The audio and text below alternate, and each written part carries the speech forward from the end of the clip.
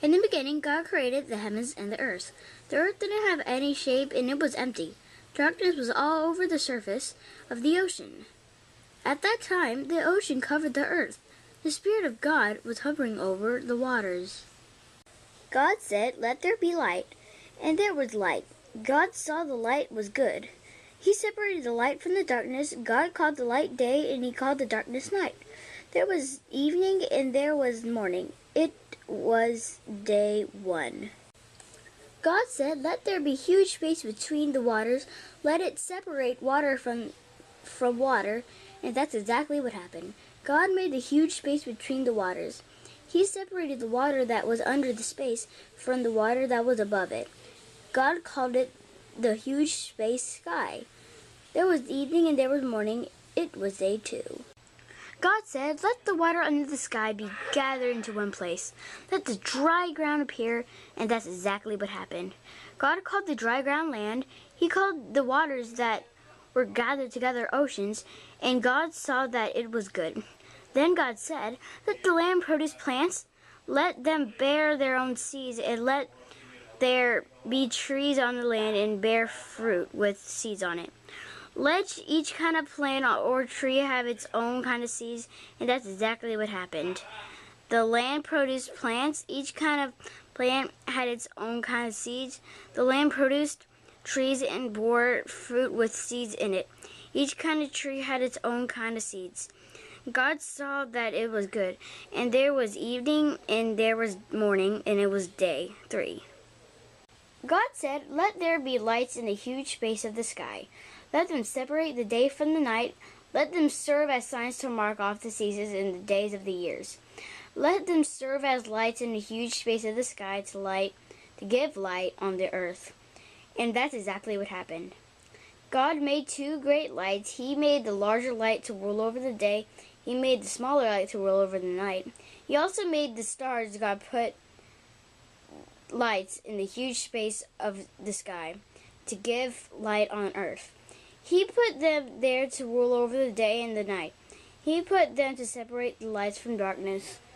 God saw that it was good. And there was evening and there was morning. It was day 4. God said, "Let the waters be filled with living things. Let the birds fly above the earth across the huge space of the sky." So God created the great creatures of the ocean. He created very living and moving things that fill the waters. He created all kinds of them. He created every kind of bird that flies, and God saw that it was very good. God blessed them. He said, "Have the little ones increase your numbers. Fill the water in the oceans. Let there be more and more birds on earth." There was evening and there was morning, and it was day 5. God said, "Let the land produce all kinds of living creatures. Let there be livestock and creatures that move along the ground, and wild animals.